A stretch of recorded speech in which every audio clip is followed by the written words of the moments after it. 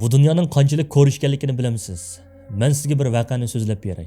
Bu sizning hayotingizga, bo'libmi bizning millatning taqdiriga to'liq o'xshaydi. 2007-yili Amerikaning Washington metrosida bir yigit iskrup chilayotdi. Uning chalgan muzikasi dunyodagi eng qiyin, eng dangliq bo'lgan Bachning asri nomli muzikati. Uning qo'lidagi chalg'u bo'lsa 3 million dollarlik, intayin qimmatbaholik oz tepiladigan iskrupti. O 45 minut to'xtamay çaldı. Şu jarayonda uning yenidan 1097 odam o'tib ketdi. Sizcha necha odam to'xtab uning muzikasini angladi? 50, 100? Yo'q. Faqat 7 odam to'xtab baqdi. Qolganlar uningga qarabmi qo'ymadi.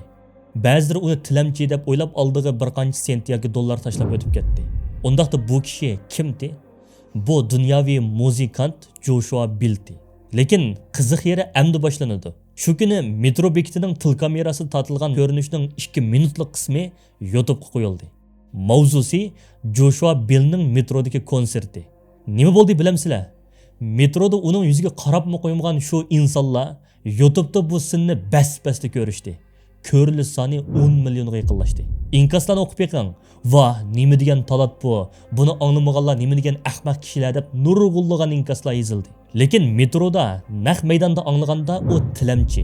YouTube'da ekran orqali ko'rganda u dunyoviy san'atkor. Odam o'zgardimi? Yo'q. Muzika o'zgardimi? Yo'q. Faqat bu yerda sahnalar o'zgardi.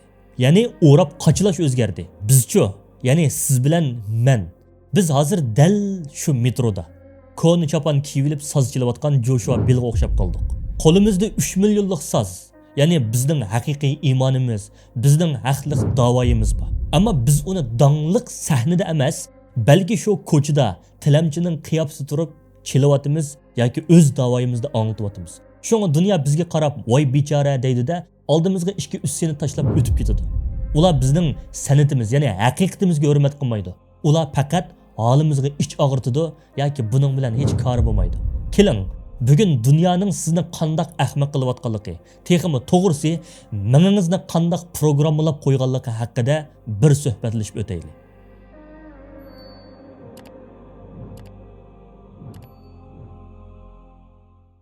Assalomu alaykum izbosar qarindishim. Yuqoridagi mazmunni tushunish uchun sizga 2 sir beraman. Birinchi sir, sizcha olmos nemishki shuncha qimmatlik? Bu vaqtda cho'nqiroq bir o'ylab ko'rdingizmi? O dunyoda bak oz uchraydigan yoki to'limi kam tepiladigan narsami? Yo'q.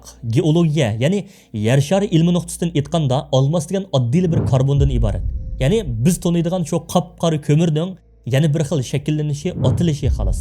O dunyoda eng ko'p uchraydigan moddalardan biri. Undaqda nimishqa bir tal tosh uchun yoshlar butun yiqqan pulni xashlaydi? Nimishqa juftingizga olmos ipamisingiz yoki olmos uzuk ipamisingiz muhabbatingiz arzon yoki saxta hisoblanadi? Hatto kelishib bo'lgan to'ylar mushuning uchun buzilib ketadi. Sababi oddiy. 1940-yillari Debris ismli bir shirkat chiqib, insoniyat tarixidagi eng muvaffaqiyatli xiyoliy uqumni birini o'ydirib chiqardi. Ular "A diamond is forever", olmos mangulikdir degan jumlani ijod qildi. Diqqat qiling. Ular sizga tash satmadi, ular sizga ma'no satdi. Ular kishilarning mingsiga olmos tang mangulik muhabbat degan tanglimini qo'ydi. Shuningdan boshlab qimmat taşning o'zida emas, balki shu tashga yuklangan hikoyada bo'ldi. Yana bir misol qaraylik. Joker nomli kinoni ko'rgansiz balkim. Aslida Joker kimdi? U bir vahshiy qotil, bir ruhiy kasal sarang, razil jinoyatchi. Shundaqmi? Lekin Hollywood nima qildi? Rejissor kameraning Jokerning ko'ziga tangshidi. Orqasiga intayin mungluq, echinishli muzikani qo'ydi. Uning qanday xorlanganligini, kishilarning uning qanday masxir qilganligini so'zlab hikoyalashtirdi. Natijada nima bo'ldi? Kinoning oxirida siz heliqi vahshiy qotilga nafratlanishning o'rniga uningga ich og'ritdingiz. Hatto ba'zilaringlar to'g'ri qildi, bu razil jamiyat shuningga loyiq deb bir qotilni qo'llaydigan holatga keldinglar. Bu bizga nimani tushundiradi? Bu shundoq bir haqiqatki, agar qo'lingizda hikoya so'zlash mahorati va media kuchi bo'lsa, siz qorong'uni yo'ruq, qotilni qahramon, qahramonni terrorchi qilib ko'rsatasiz. Dunyo reallikka emas, shu sahnaga ishonadi. Undaqda bizchi? Bizning dardimiz haqiqat. Bizning qonlarimiz haqiqiy. Bizning ko'z yoshimiz hargiz saxta emas. Lekin bizning hikoyamizni dunyoga sotalaydigan rejissorlarimiz qani? Bizning olmosda qimmatli iymonimizni orqada qolganlik deb ko'rsatayotganlarga qarshi uning asli nur ekanligini isbotlaydigan marka yaratquchilarimiz qani? Yoshlar, til o'rganish faqatli chet elchi paranglishni bilib olish emas. Til o'rganish dushman sizga kiydirib qo'ygan terrorchi yoki qaloq degan tonni yirtib tashlab, o'zingizning kim ekanligini ularning logikasida qaytadan aniqlashni bilish deganlikdir. Undaqda ikkinchi sirga kelaylik. Haqiqatning yangratqusi bo'lmasa, u faqat pichirlashdir. Yoshlar, sizlar balkim pulga baxsh etib olg'ili bo'lmaydi degan gapni to'limi ko'p qitim angladinglar. Balkim shundaqdir. Lekin shu narsa, shu bir narsa aniqki, pul bo'lmasa ovozingiz chiqmaydi. Yaqinda Elon Musk nima qildi? Twitter, ya'ni hozirgi X ni 44 milliard dollarga sotib oldi. O'ylab beqing, nimishqa? Uning puli ozmidi? Yo'q. U bir sodiqimini, u bir mikrofon sotib oldi. Elon Musk shuni bildiki, kim sahnaga ega bo'lsa, o'yin qoidasini shu belgilaydi. Burun uning bir gapini Twitter o'chirib yetalaydi. Hozir u nima desa, butun dunyoning xabarlari shuni birinchi bet tarqatadi. Hech kim uning og'zini tuvoqlay olmaydi. Endi biz o'zimizning tarixiga qaytaylik. Hazrat Osman radhiyallohu anhu Madinada Roma quduqini Yahudidan nimishqa qimmat bahoda sotib oldi. Faqat suv ichish, musulmonlarni sug'urish uchunmi? Yo'q. Suvni hamma yerdan topqili bo'ladi. U musulmonlarning jon suyi boshqalarning boshqarishida bo'lmasin deb sotib oldi. Bu faqat bir xayr saxovat emas. Bu mustaqillik strategiyasi edi. Bugun biz nimishqa ojiz? Chunki bizning yoshlarimiz TikTok ko'rishga nihoyatimi to'limi usta. Ammo TikTokning algoritmini yasashga faqatli qiziqmaydi. Biz faqatli bir iste'molchi, biz xaridor. Xaridaning huquqi bo'lmaydi. Faqat tanlash huquqi bo'ladi. Lekin sizning shu tanlaganingizni xo'jayin o'zining xohishiga qarab bekitadi. Mening orzuyim sizlarning shu do'konning xo'jayini bo'lishinglar. Pul tepish faqatli nafsingizni qandirish uchun emas. Haqiqatingizni, irodangizni, da'voyingizni mablag' bilan ta'minlash uchun zarur bir yiqilg'u energiyadir. Bilma, bu gaplar balkim sizga og'ir kelishi mumkin. Men oddiy bir o'quvchi tursam, men bir ishchi tursam, men bir xizmatchi tursam, qanday qilib dunyoning ko'zidagi shu pardani ochaman deyishingiz mumkin. Lekin shuni unutib qolmang. Joshua Billmo shu 3 millionlik iskorobkani bir kundada qo'liga olmagan. Elon Muskmo shu 44 milliard dollarni bir kundada topmagan. Masala bugun nada turganligingizda emas, masala ko'zingizni qayaga tikkanligingizda. Siz yanada metrodagi yo'lovchilarga "Men qarab qo'yinglar" deb yalvuramsiz.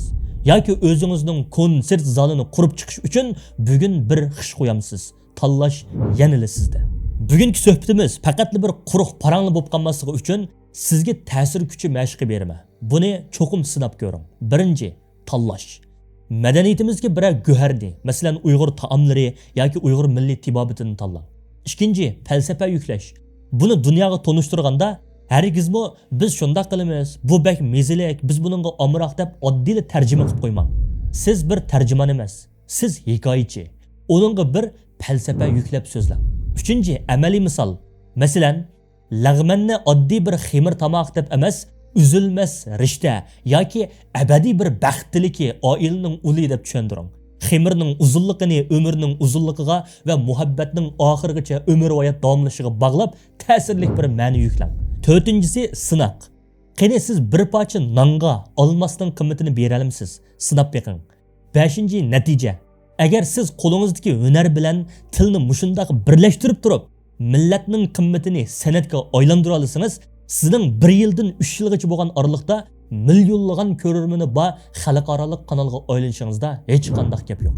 O vaqtda siz haqiqatni jakarlaydigan kuchli bir yangratquga, mikrofonga ega bo'lgan bo'lasiz. Bugungi 18-topshiriq. Dangliq bir markani, masalan Apple, Nike, Starbucks'ni tanlang. Ularning mahsulotiga emas, setish nuqtasiga qarang. Ular sizga nimani sotdi? Oyog'mi yoki tanharakat ruhimi? Qahvami yoki orom elish tuyg'usimi? Buni daftaringizga yozib qo'ying. Chunki kelgusida siz millatingizning davosini dal mushundaq setish nuqtasi bilan dunyoga sunasiz. Xulosa, hargizmi kichik xiyol qilmang. Sizning mingingiz sizning eng cho'ng sahnangiz. Uni ishlating. Bugungi dunyo mahsulotga emas, uningga yuklagan ma'noga qaraydi. Biz inshaalloh 19-qismda tarixning maqtab yoki qaqshapli ko'rib chiqib ketadigan muzey emas, balki kelgusining yo'l xaritasi ekanligini paranglashimiz. Ko'rishgacha omon bo'ling, Allohga omonat.